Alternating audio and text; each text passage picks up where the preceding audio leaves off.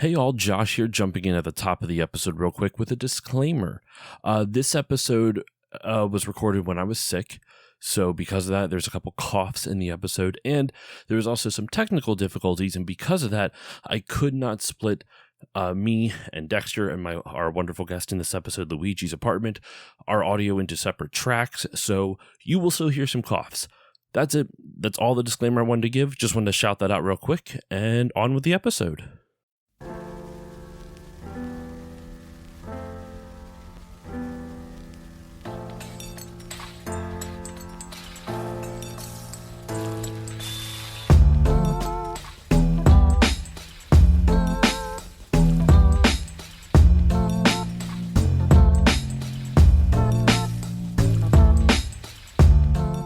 The Still Loading podcast is brought to you by the wonderful people on Patreon. Amazing people like Kevin from the Bit by Bit Foundation, Stephen P., Sang H., Mike from the Old Switcheroo podcast, Pib Extra, Melissa S., Parallax Puddles, Ryan K., Matt aka Stormageddon, Doug from the Nostalgia Marcanon podcast, Gilmer, and Mr. Biscuits have all been wonderful enough to support the show over there. So if you would also like to get your name read at the beginning of an episode, along with a bunch of other goodies, go over to patreon.com/stillloadingpod and check out everything it has to offer.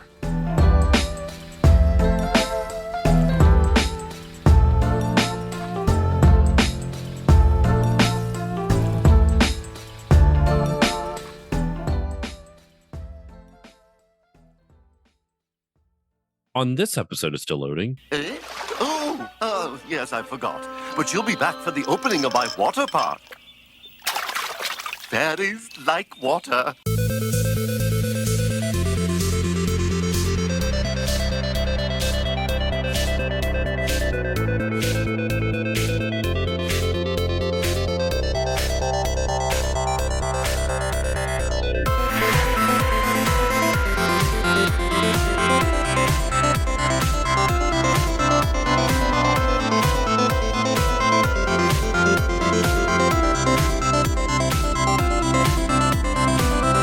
Hello, everyone, and welcome to this new episode of the Still Loading podcast. I'm your host, Josh Koval, and today's episode, it is episode 11 of our look into the Legend of Zelda cartoon. This episode is called Fairies in the Spring, and it's something. It's an episode, but of course, joining me as always, my co-host with the mo-host, Dexter Morrill. Dex, how are you doing today?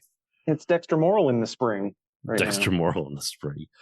Are you also a daddy who likes to get wet? Daddy. Yes, both of those things, very much so. Such a wild fucking line. That other voice, that beautiful sultry voice you heard in the background, though, returning guest. It's been a minute since he's been on the show. My good friend Luigi, aka Luigi's apartment, is here. Luigi, how are you doing today? I'm doing just fine. I am a Scooby-Doo water monster, so, things are always good. Oh my God, you're right. It is a Scooby-Doo water monster. or Hydro Man for your Spider-Man fans out there. There you go. Yeah, it's been a minute though, man. And it's funny, like you messaged me, you're like, hey, I need to come on for a Zelda cartoon. I'm like, all right. And for like 3 years, man. Has it really been 3 years? Or some, I don't know. It's been a long time. I'm like poking you, like, hey, I've already suffered through this. Like, let me come bring my knowledge about this awful thing that people sometimes watch. So that way you can put to use your torture that happened a couple of years ago. I gotta do something with it. Just get it out. Just put out that energy into the world. Because man, this episode is.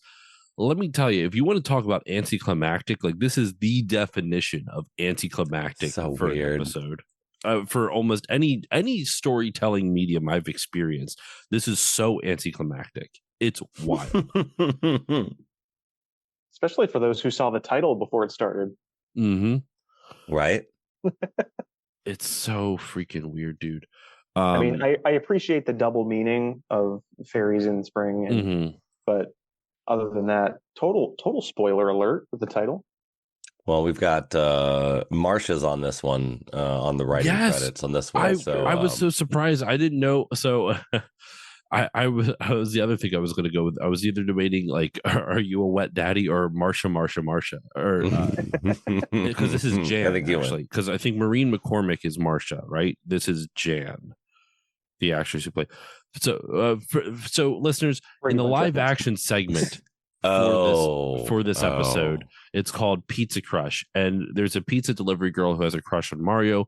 We'll get into all that in a little bit. She is portrayed, though, by Eve Plum, who is better known as Jan Brady on The Brady Bunch.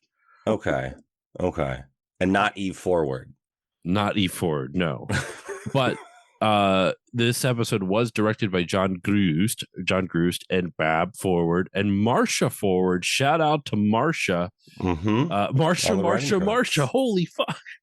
Yeah. Is this a different sister, or what's the relation to Bob here? Or that's a very good question. Bob and Eve Forward's mother, Martha, is credited as Marsha Forward.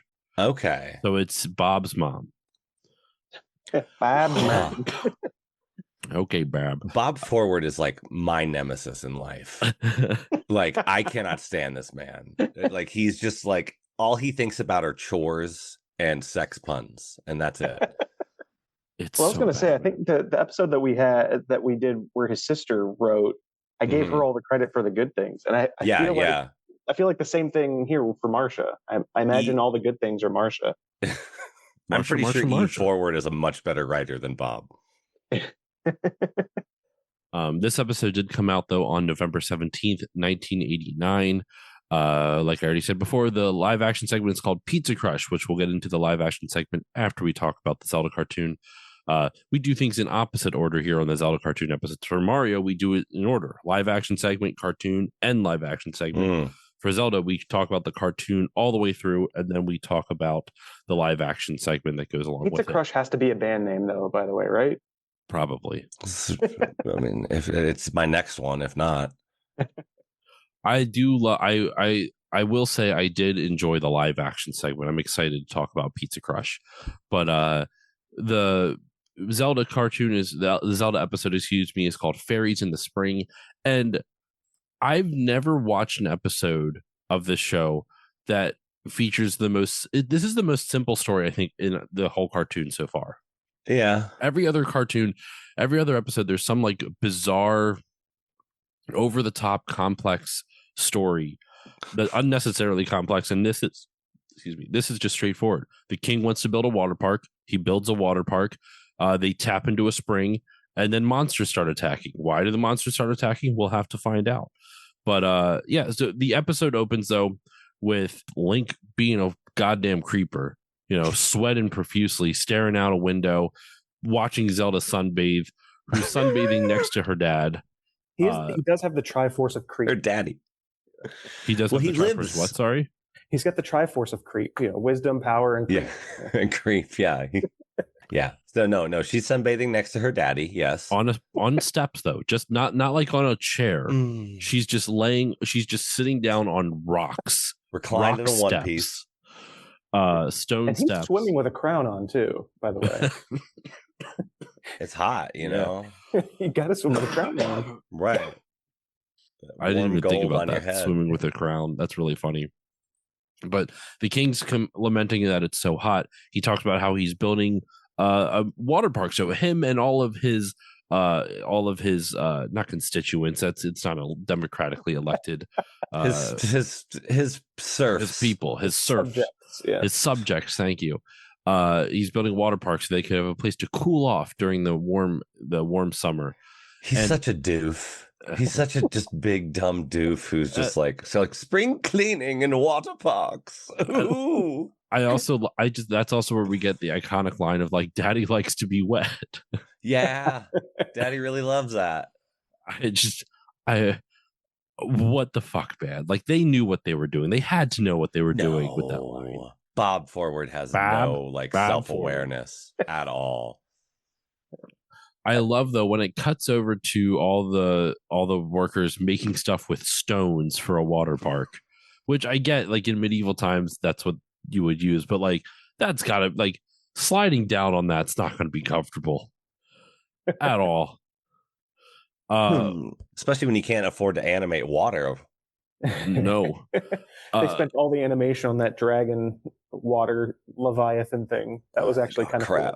Cool. What I do love, though, if you notice at 1 minute and 42 seconds, they are planting flowers on top of the stone wall with no dirt. There is there's a pile of dirt on the one the man is currently planting, but the rest of it, they are just stuck right into the stone wall. I'm like, they're not going to survive. I hate to tell you. Well, I mean, it's not going to make it. You doubt Marcia Forward's green thumb? Yeah, Marcia has the wherewithal. This also explains why Zelda was so upset about Link stepping on one flower in the grass. I mean, that was Silent Princess, but Marcia Forward called Breath of the Wild immediately, like right here. Wait, in what way? You know, it was just like Link was almost about to step on a Silent Princess, you know, and Zelda's like, "Get out of here! This is a very special flower." Is that the name of a flower in Breath of the Wild? Exactly like Silent Princess. It's not the first time the show has evoked Breath of the Wild. It's very prescient. We've got riding of the shields and like shield surfing and whatnot. Oh yeah, that predated Legolas. Yep. So, Wild, yep. All the knights and soldiers are building a water park out of stones, and all of a sudden, water monsters attack out of nowhere. They're coming out of the woodwork. Well, no, the stonework, I guess, quite literally. And the soldiers get all wet, and amazingly, by the time the one soldier, even though it's very hot, by the time he walks back over to the king, he is still sopping wet, just drenched. Yes, as you can see, I'm all wet. It's so he does. Yeah. Okay. Good. In case you couldn't tell that he's just like sopping. I mean, like from here on out, like it exposes the fact that the animators like have no idea how to visually convey "quote unquote" wet for the rest of the episode. Like it's just bad. It's bad every time someone is wet. I didn't even notice that. Just very sweaty. Just covered in like, you know, a clear sheen. Or, you know, so like kind of, yeah, it's weird. I also love how like when they determine like, okay, well, we need a hero. We need Link to come in. Link isn't nowhere. He just swings down from the rafters on a rope attached to something. Did you hear the sound effect when he swings into? Is clearly someone going whoosh. I'm gonna have to Link's listen. Always creeping, so he's ready to show up at any time. Also, shout out to the king for being such like, you know, just so confident in himself that he can sit on the throne in his old timey bathing suit, the stripe, the striped shirt with the shorts and the sandals, and he's just chilling on the throne with an old timey bathing suit on. Like, what more could you ask for in a king? It's this 1920s fool over here. We gotta go to the speakeasy. I mean, even Link gets his onesie on at some point, but yeah, we'll get a nice flower over the speakeasy. I'm going to plant it on. I'm straight on the brick. Straight on the brick. Little do they know that's code for cocaine. Yeah. You go up to the sixth flower and smell it. Man, Zelda's dad, has got some problems. So yeah, Link and Zelda are going to the water park to check out what's going on. They need to investigate where did these monsters come from? What attacked them? Link steps on a flower, and Dex, what happens here with the flower again? Zelda shrieks, and Link's like, "What? Where? Where's the monster?" And, yes. No. And she's like, "No, the flower." And she pulls the flower, and it does like a cartoon like rug pull. Link goes flying and falls over. And then she has the exact same scream, and it actually is a monster this time. But what was funny about that wasn't that joke, was afterwards she casually says, "It's a monster." Oh no, Link, a monster. We also get the first "excuse me, princess" at the episode. Oh, that's correct. I forgot. We used to keep track of how many "excuse me, princesses" there were. I think it was 2 in this episode. I think it was 2. This one has 3. I think this is the one with the most. I've become like immune like to the "excuse me, princesses." You disassociate at a certain point. I also noticed a continuity error. I mean, go figure. After the water monster that shows up out of nowhere, as you described, Luigi, a Scooby Doo monster, it explodes and water gets everywhere. And Link and Zelda are very wet again. Yes, and the ground around them is all wet, but it just looks like ice. It just looks like everything's frozen over. And then when it cuts back to a close up of Zelda coming to the edge of like the basin of the pool, the water's gone. There's no it's not even like there's a darkened patch where the water would have gotten the stone wet. It just ran away. It's gone or ran away. Yeah. So they climb in, and this isn't actually like a pool. It's almost like a water slide, like a log flume almost type of thing. Yeah. I keep waiting for them to build a track. Yeah, I keep waiting for them to like build a track or something. Like, oh, the log flume will go here. Obviously, a human being will not slide down this. It's too large for a human being to slide down. Like you saw Link and Zelda going down it. Like they're so small in comparison to it. Like it's clearly meant for like a tube or something, like something larger for people to sit on.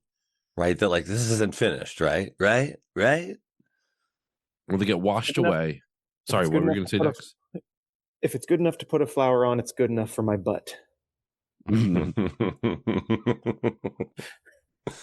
Soft enough for a flower, but made for my butt. So they get swept away into a big pool, and they get attacked by an electric eel, and Link gets zapped for a second before Zelda brings out her crossbow. I love how tiny it is. I understand like that's how they've done it in the show historically, but it still is really amusing every time you see this little tiny item, and it just grows really big. And she gets her crossbow. She's able to help Link out by zapping. Link zaps the eel first, which has Zelda captured, but then when it gets zapped by Link, it lets go of Zelda, and it's like, well, you son of a bitch, and zaps him, and then he's kept like incapacitated, and then Zelda shoots it with a crossbow bolt. Somehow it has the same velocity underwater as it would above water. I was like, oh, it's a magic arrow. Luckily it's magic, so it shoots underwater. Oh wait, no, it's not magic because once the eel or rope, it might be a rope from Zelda. Yeah, it could be a rope. That could be. Once it disappears, the arrow is still sitting there, which, okay. And then I have to pretend it's a rope, or else there's like no canon Zelda things because Ganon's not there. Like these water monsters are. Yeah. Not. So I'm gonna say it's a rope. That's my least favorite part about this episode is that we do not get the camp majesty that is Ganon. Ganon is the only bright spot in this show. Bright spot. Though I will say the king is really amusing, but it's still not as entertaining as Ganon. I mean, it's amusing to watch dumb rich people, but it's also annoying to watch dumb rich people. So they then get attacked after they escape from the eel. Then a giant like crab like monster with giant claws comes out of the water. Two water crabs. Excuse me. Two water crabs. You think it's going to be one? It's two. It's two for the price of 10. And they both get captured by it, but they can't. For some reason, they can't zap their own, so they have to zap each other's. That logic still makes no sense to me, but whatever. Also, I'll zap yours. Yeah. And then they swim to the edge, and the King of Hyrule shows up again. And I love this, dude. I love that he comes back because if you look, he's still wearing his bathing suit, but this time he's like, I gotta be modest. So he covers up with a robe. So wearing a bathing suit while sitting on his throne, totally fair. That's very modest. But when I'm walking around in public and I'm not out and about, when I'm out oot and a boot, I gotta wear a robe to make sure I cover up my giblets. All right, because otherwise we can't. They're allowed to see giblets in the throne room, but not in public. That's my preference as king. It's so weird. And the fact it looks like he's not wearing pants. Like I know he's wearing shorts underneath the robe because we saw him wearing shorts. Right. Earlier. But it looks like he's got a onesie on. Yeah. Yeah. Like he doesn't care. He doesn't care about any of this. He's just like, oh, Everything's ready. Yay. So, Luigi, what is the next part that happens after this? After the king shows up, Link and Zelda are uncomfortably wet. The wetness kind of decides random movements. But after that, what happens? Zelda hates wet kisses, by the way, which gets our second excuse me princess of the episode. But so what happens after Oblivious Rich Man is oblivious? Don't worry. He lets everybody know that he's fine. He can swim, and gets grabbed by a giant tentacle, which of course elicits a daddy from Zelda. Link dives in at Zelda's request, but is just like, no, he gone. What about daddy from Zelda? What about daddy? No, he's gone too. And it's so weird because that pool looks so big when you're up close, but then the wide shot of it around 7 minutes and 45 seconds, it looks so fucking small. I don't know how the establishing shot of the water park itself sometimes looks massive and sometimes looks just tiny. I'm not sure how that perspective keeps changing. It's just one static image. It's amazing what the show can do. It makes no goddamn sense. So Link and Zelda return to the castle after Daddy gets kidnapped by a tentacle. Very hentai of them. There's going to be so many clips. People could clip so many things of this between Daddy and Daddy likes to get. There's going to be so many out of context. Daddy likes to get wet. Oh my god. Zelda and Link speak to the Triforce to get wisdom. Yeah. And they're just like, what do we do, dude? The Triforce balloon. The Triforce balloon. That's being held on by a chain that just magically appears out of the Triforce shard. It's better than what they did last time. Last time they had some little string and it floated away. They got a chain this time. Did anybody write down the Triforce of Wisdom's banger line? Just the straight bars we got from this? No, what did it say? To find your father, royal daughter, you must search beneath the water. Just look harder, you ding dong. Well, and then they dive into the water too, and there's nothing down there but a single grate. And Link's like, "What are you talking about? That's a drain." I'm like, "Bitch, if that was a drain, there'd be no water in the pool. It's huge. It's a lot of times the drains are usually very meshed together, but that's also assuming it's a pool pumping system. And this was the third excuse me because Zelda accuses him of not looking hard enough under the water. Yeah, excuse me. That's right. I remember now. Yeah. I have I took notes for this, but then I also went and pulled up my notes from 5 years ago. And my notes from 5 years ago, 5 year ago me was not happy. There was a third excuse me, princess. There's just a lot of expletives around that note. So Zelda has a feeling and grabs the balloon of wisdom, right? And and gives them magic underwater helmets. Which, as you do, the magic in this show is never explained. It's just you have to believe it. Whatever it is, logic doesn't matter. Link totally missed the royal main drain. A giant, how do you miss that, dude? Even if you thought it was just a drain, there is no other a spot for them to go except for that one area. That's it. He just failed that. He just failed that D20 roll. He got a 3 and missed. Immediately, he's like, I don't think any monsters got through here. And then the monster gets through there. A giant fucking fish. Scary fish behind a grate, just like Ocarina at the bottom of a pool. And it bites the chain that is connecting Zelda to the Triforce, and it pulls her along through the opening. And then they're in some magical place. Who really knows? It looks like you're fully under the ocean at this point. This isn't just an underwater cave. This Spring.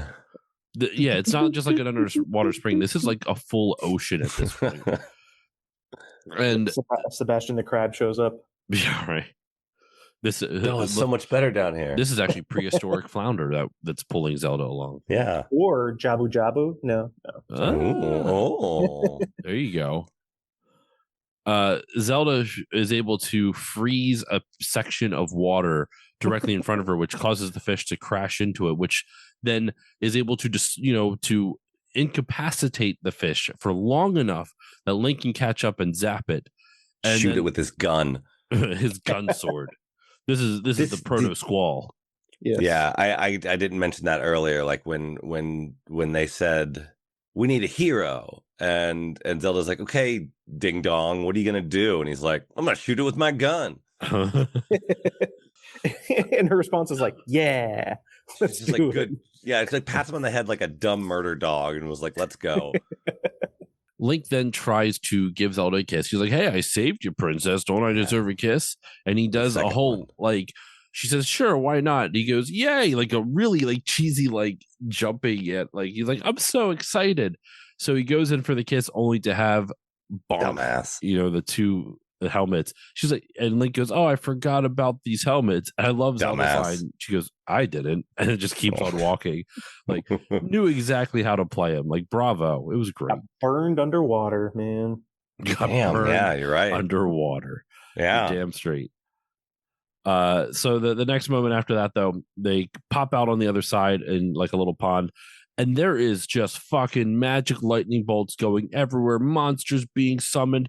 Scooby-Doo is scared out of his mind. Mm-hmm. I can't do voices today. So behind the scenes, listeners, I am getting over some type of sickness.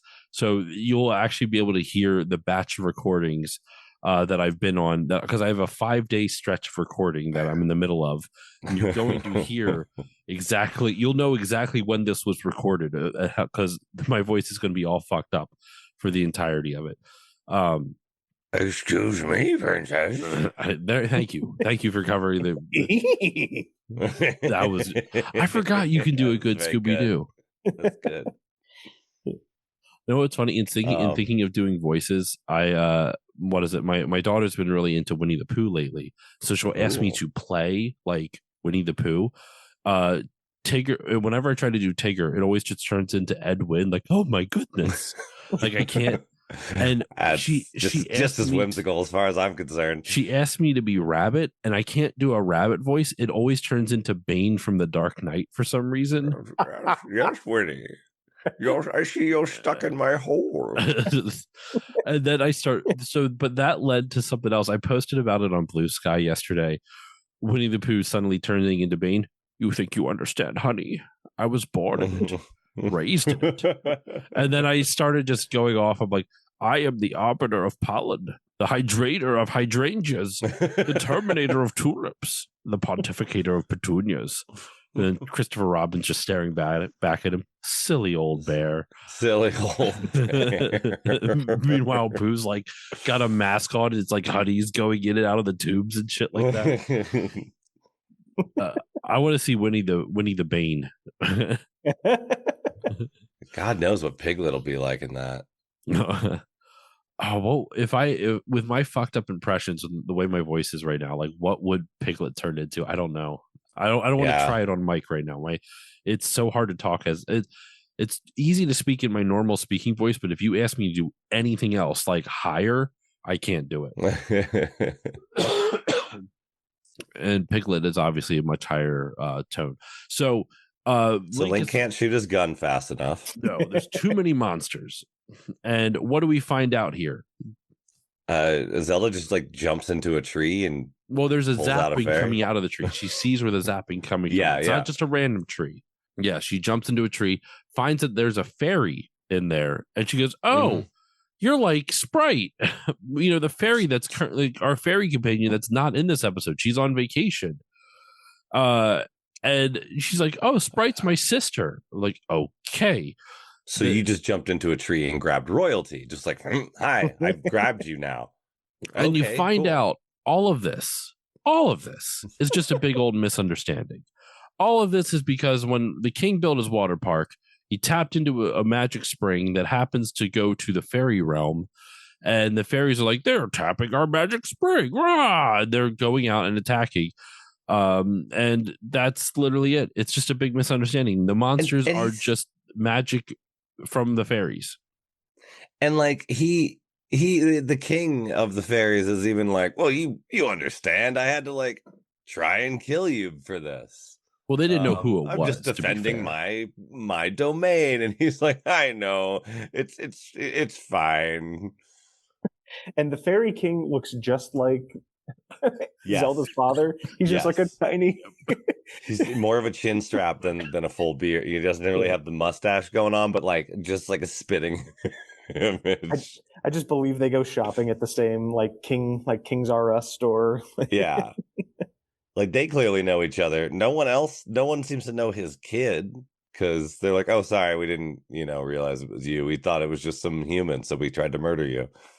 Do you have, and I can imagine, I like that visual though, Dex, of like the king and the fairy king shopping together. Like, do you have a mini me version of this? Just like whatever it is, like they look exactly the same. We want to be twinsies. I'm just picturing like this slumber party of kings now. Yeah. We all hang out. We all look the same. Yeah. Go fish. Ooh. Oh. I want this so bad. Just like all these like stodgy kings, like just being the most lame people in the world. Wearing our onesies. Lovey. You get some of Thurston Howell the Third going on in there. But who's going to do my hair?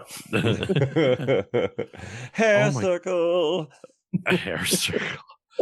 Oh my god. That is this unsettling. So around 14 minutes and 52 seconds on the video, at least on YouTube, Sprite returns, right? And you see that her dad, the king, like they give a hug and Sprite's waving, but if you look at the king's face, he has like, it is the creepiest face I've ever seen. He's giving like a creeper stare, but since he just finished hugging Sprite, his hand is like right on her stomach, so it really looks like he's just like being inappropriate. I'm just saying. Well, I'm the king, so and like, so Sprite was on vacation, not in her kingdom, which is what I just assumed. She's like, oh yeah, she went home or something. She's on vacation. No, Sprite's not here. And Sprite shows up, of course, just in time to stop Kiss Me number 3, which is actually going to work. I think the way Zelda puts it, it's like, I'm feeling good enough that I'm willing to let you take me down a peg.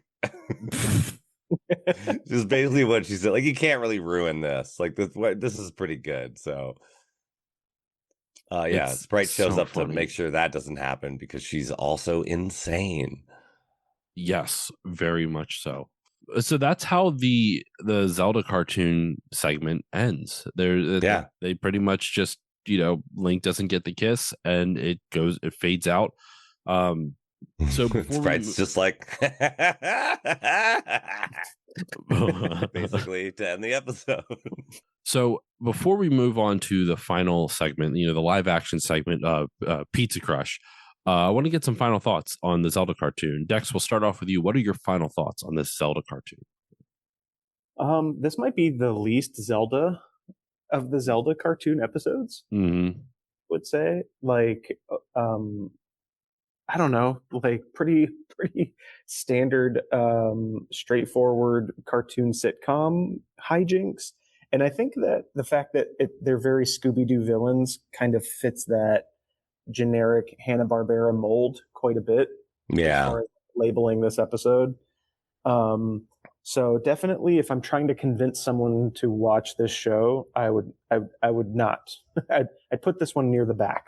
Yeah. Yeah, I'll go next, and Luigi, I'll give you the final word on the cartoon segment. I'm with you on that, Dex. I put this towards the back. In general, I put the whole Zelda cartoon way behind everything else. Like, as we've said 1,000 times, I like the Mario Super Show a lot more than this. Even though they're technically part of each other, whatever the fuck. This was just kind of it's just It's fine. I would say it's the least offensive episode I've seen, but that also makes it one of the more boring ones, and also the most anticlimactic one I can even think of. It was just it's there. It's there. That's my final thoughts. Yeah. It's there. Luigi, what about you? Yeah, like they're Link and Zelda are kind of a team in this one, where they work better together as the show goes on. But even saying that is giving it too much credit. Saying the words Hanna-Barbera gives this show too much credit. Like that's just the Hanna-Barbera is like in a league of its own compared to this. So yeah,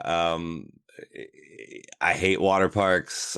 I hate Bob Forward, and I'm pretty sure Marsha's contributions were like, you should have them go to a water park. And he was like, all right, Mom, I'll do that. And so yeah, she gets a credit, a writing credit on this terrible show. Better than getting nothing, I guess. And he looks like the other king. Oh, what if they would name him Oberon? Because I like Norse mythology. She's starting to sound a little more like this. A little more Orson Welles. So the live action segment that we're about to get to is called Pizza Crush. And let me tell you, I love how it begins with Captain Lou Albano dancing while eating pizza. And you know what? I've never seen someone so like a kinship so deep. I resonate so much with that. Mm-hmm. If I could dance and eat pizza right now, I would. Pizza sounds so good. Every time they have pizza on this show, it just makes me hungry for pizza. And there's pizza every episode, so it's proper. Even if there's a phone sticking out of the middle of it, I want to eat that pizza. Yeah, no, I love it when good food makes you dance. I also love maybe not be good food, but Mario likes it. Oh, based off what we find out later on, it doesn't seem like good food. I love though how when the pizza girl comes, there is this part of what is it? I don't even remember what exactly it is. He's dancing and a cuckoo bird pops out of the wall. It's like a cuckoo train. Yeah, it's like a cuckoo. And if you notice, there's graffiti all over the train. It says Cuckoo Bird. It says Mario Bros. There's also, if you pause it at like 15 seconds into this clip, there's clearly like a doll hanging on. Like it looks like someone might have been hanging on the bars, like a prison type of thing, like with their hands around the bars. But when the door opens up, the prison bars go with it, and they're just hanging down, and you just see feet dangling. It's a doll. It's not like a person, but it's still just a really like what is going on here? And a blue conductor bird, I guess it's supposed to be a cuckoo, goes rot, babe alert, rot, and then in comes Jan Brady, Eve Plum. I did not Bob Forward. Or, no, sorry, Captain Lou's got friends, you know. I was so surprised by that. I was not expecting it to be like when I'm like, oh, that's interesting. Like, I wonder who this like guest star is. They got fucking Jan Brady. Like, that's wild to me that they got Jan. Like, listen, I understand the Brady Bunch was a while ago prior to like when this was being made, because Brady Bunch was 69 to like mid 70s. So you're looking at over a decade after the Brady Bunch went off air, right? But it was like when it was in its peak of like reruns too. Yeah, but like it found its audience in reruns. Like we know that it wasn't a very successful show during its original run. So this probably would have been like peak everybody like still being in love with the show. It's so strange, man. Also reminds me of all the early like cameos in the first couple seasons of Family Guy, where it's like this is a nothing show, and yet like they just happen to like know people, like the people who work on the show, like oh, I know this person, I could bring them in for like a few lines. Like, okay, weird. I guess that's what must be what it was. How else would you get Eve Plum? And like she's committed to the bit for this too. Yeah. Like she's really selling it. Like, so the whole premise of this gimmick, y'all, is that Eve Plum plays a pizza delivery girl who keeps delivering Mario pizza, and she keeps doing it because she just loves him. Well, Yes, but if you're suspending your disbelief, there's a full pizza in every one of those boxes. Oh yeah. And Luigi starts like chastising him. He's like, "Why are you eating so much pizza? Like, stop ordering so much pizza." He goes, "I'm not. Like, why are you ordering so much pizza? I didn't order all these. She just keeps delivering them." And Luigi goes, "I'm not ordering them either." And so if he's basically pissed off at Mario because he's like, "Who's going to pay for all these pizzas?" He's like, "I'm not ordering them. I don't know what you." I'm not ordering them. I don't know what you want from me. And Luigi goes, "Well, you have to stop accepting them because someone's going to have to pay for them." And there's so many pizza boxes, man. Like, just if you think about that logistically, like, and this girl is coming every 3 minutes. I don't mean coming, but I mean like she's arriving every 3 minutes. Yeah, let's know. there you go. You know what? Every time she sees Mario, who knows? She gets right up into Mario's grill, and it's really uncomfortable. The real cruel ending to this sketch would have been if the actress who played Marcia showed up, and then Mario was like, "Hey." That'd have been so mean. Either that or Marcia Ford comes in and Marcia. That would have been pretty good. Oh, that's so funny.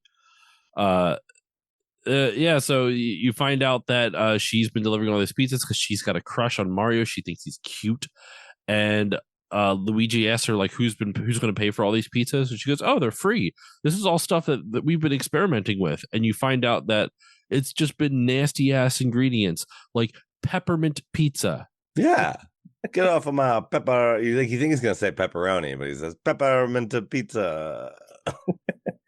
The Ninja Turtles would dig that, I think. Yes, Probably. they would. I will stand by the fact too. This is the hill I'm willing to die on. Peppermint is meant for brushing your teeth and for mints. It is not good in anything else. That's my hot take. That's my food hot take. Like peppermint, like mochas, peppermint drinks, any like.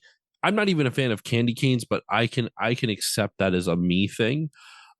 Any other moment though where you have like peppermint in something as like the primary ingredient, as like the primary flavor, get the fuck out of here. It's for brushing your teeth and it's for mints.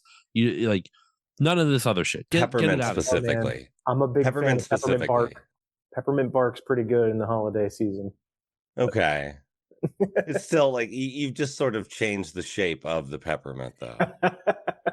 True. You know? Yeah, like mint, great in many things. Peppermint. But when it's not the focal point. Yeah. I can't do mint. I can't do mint or peppermint as the focal point. It's whenever it's like it's just got to be mild, you know, it's just got to be like in the background. I don't know. I'm not a fan of mint or peppermint. My wife loves it. She loves it, you know, like peppermint mochas, peppermint hot chocolates, peppermint cookies and cream, stuff like that. I'm like, no, you're ruining the sanctity of a hot chocolate by adding peppermint in it. Like what kind of crazy person? At my work, they have like when I'm in office sometimes they have they have a Keurig machine, they have like hot chocolate Keurig cups, K-cups. And some fucking crazy person swapped out all of the regular hot chocolate with peppermint hot chocolate. I'm like, who's going to drink all this? There's like 5 people on the planet that actually like this for sane reasons. I have been getting a peppermint white chocolate mocha at my favorite breakfast place this past winter. No, thank you. It's been pretty sick. I think I'm in the minority now. I think it's not crazy pepperminty, but like, yeah, it's pretty good. But you're right. I would agree. Peppermint has a very selective use. Anyway, that's all. I can't believe that this is what set us off the most about this episode. We're going to talk about this peppermint goddamn pizza. It's fucking gross, man. I don't have anything else more to say about this. Any final thoughts on anything? The live action segment, but anything at all? Don't watch the show. Don't do it. You're going to be tempted. Don't do it. Every time I talk about the show on the internet, please trust us. We've done it for you. You do not want to watch the show. Let the professionals do it for you. This is our therapy. God. So rough, man. Yeah, I hate this show. I do.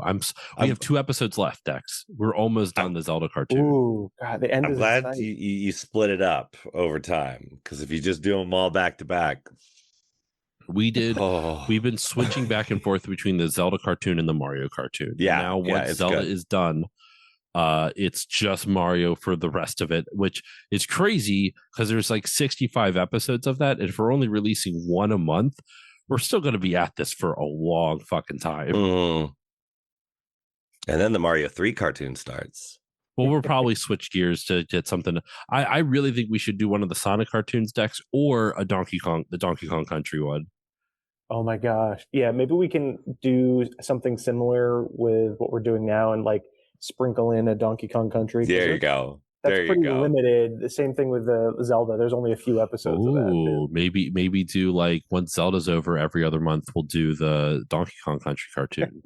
Are you ready for musicals, Josh? I'm not sure if you're ready for like. See, you need to split the same. I'm thinking not to sprinkle them in because there's not as many of them.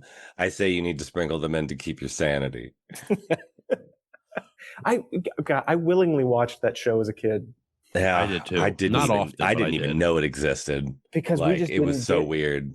We didn't get, Nintendo character cartoons, and so I was like, yes, Donkey Kong has a show on the Fox Family channel. I remember watching it when it premiered. I watched Fox Family too. That was just nothing but British comedy. But I did not know this show existed. People have referenced it for years, and I eventually in the last few years came to be like, oh, this is real. I just had no idea what people were talking about. I don't know how it flew past me. Yeah. There was another show called Walter Melon on Fox Family, and I swear I'm the only person on the planet that watched it. So yeah, no, I saw that. Okay. So Walter Melon. I'm not alone anymore. There you go. That and like I said, just so much British sketch comedy. But I think that should do it for this one, y'all. I think we can wrap up this episode. These ones are always a little bit shorter anyway, not just because of the, we're just covering a cartoon, but also because the Zelda cartoons are short, man. They're very short. And I generally find there's less to discuss about them. Excuse me. Than other stuff. So I don't know. There's more to talk about on a technical level. Like they can't seem to animate wetness. Or have continuity. This flower just disappears. The flower that Link steps on, it's gone the very next scene. Well, he crushed it, obviously. I think. No, she saved it. She knocked him over and made sure it was okay and tended it, and then it was gone. Well, let's wrap this one up, y'all. Dexter, Luigi, thank you once again for joining me on this one. This was a ton of fun. I guess to close it out, we should talk about where we can be found online and stuff like that. So, Luigi, as our guest, I'm going to throw it over to you. Where can the good people find you online, and what would you like to promote? Right now, you can find me talking about general video game news and nonsense. You can find me being the cynical voice of reason on a video game news podcast over at Hair of the Dogcast, which we have multiple shows, but I'm on the main show, the news show. So find me over there. Working on a Zelda show right now, but don't really have anything to say about it just yet. So. Huzzah! Huzzah! But I'm Luigi's apartment. That way it makes it into the transcript and I can search for it. All right. Easy enough. Dexter, what about you? Where can the good people find you online, and what would you like to promote? Oh, you can just find me on the social media websites. If you still frequent those, you can just search my name, DexterMorrill. I'm usually there sharing video game history stuff or artwork. Those kinds of things. I'm going to promote Luigi's apartment on his Hair of the Dog cast because that is great. Also, I'm going to go ahead and promote Tubi because now they've got a bunch of awesome cartoons. So if you want to avoid Zelda, Tubi now has a ton of the Tom and Jerry, Looney Tunes, old Cartoon Network stuff that HBO dumped for some reason. And it's now all on Tubi, which is free. Hooray. Okay. You just have to deal with some commercials, but yeah, it's free. All right. Yeah, that's how I relive my Saturday morning cartoons with my 6-year-old son at home. Cool. That's a good way to do it. My daughter has been getting into My Little Pony over on Tubi. Nice. It's been fun watching her get into that type of stuff. Anyway, for myself, you can follow me on Blue Sky at StillLoadingPodcast.com, on Twitch, Instagram, and Facebook and Threads at StillLoadingPod. On Twitch, I stream whenever the hell I'm able to. It just depends on my schedule. If you want to support the show, the easiest way to do that is give it a 5-star rating or review in whichever podcasting app you use. It helps more people find the show. And then if you really like the show, if you like this episode and you want to hear more stuff like it, and you want to help support it, there's a patreon.com/stillloadingpod. For only $1 a month, you get all the episodes a little bit earlier with better audio quality, as well as access to patron voting rights, which help guide the direction of the show. For $3 a month, you get everything I mentioned at the $1 tier plus patron shoutouts, which you heard at the beginning of this episode. For $4 a month, you get all of the previous years plus 2 mini bonus episodes. And for $5 a month, you get everything. You get all the previous years plus access to my monthly movie podcast, which changes name depending on the theme of movies and shows that we're covering. This time around, it is Still Muppeting, the only Muppet movie podcast where me and my buddy Doug from the Nostalgia Marcana podcast, it's the only one with us two, playing the music, lighting the lights, and we talk about the Muppets and Still Muppeting tonight. It's been a lot of fun. When this comes out, this is coming out in April. So we will have just released a Muppet Babies this is April. We will have just released a what is it? It would have been The Dark Crystal would have been our most recent episode. And then we are working on a Muppets Babies episode, which is either going to be out by the time this comes out or is already out. I'm not quite sure.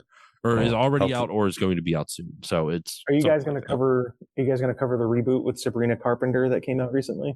We wanted to, we just couldn't find a time to squeeze in. I liked it a lot, actually. Yeah, I thought it was pretty solid. Yeah, it was pretty good. And I've done other stuff on that monthly movie podcast, though. Before Still Muppeting, it was Still Bonding, which Luigi was on a bunch of times. And that was all about James Bond. We bonded over 007. It was a good time. That's all over at patreon.com/stillloadingpod. So that's it. That is all the time I have for you on this episode of Still Loading. Thank you all so much for listening. Dexter and Luigi, thank you once again for joining me. Yeah, thanks for having us. I'm a oblivious king. And with all that said, listeners, Daddy likes to be wet. Yes, I do.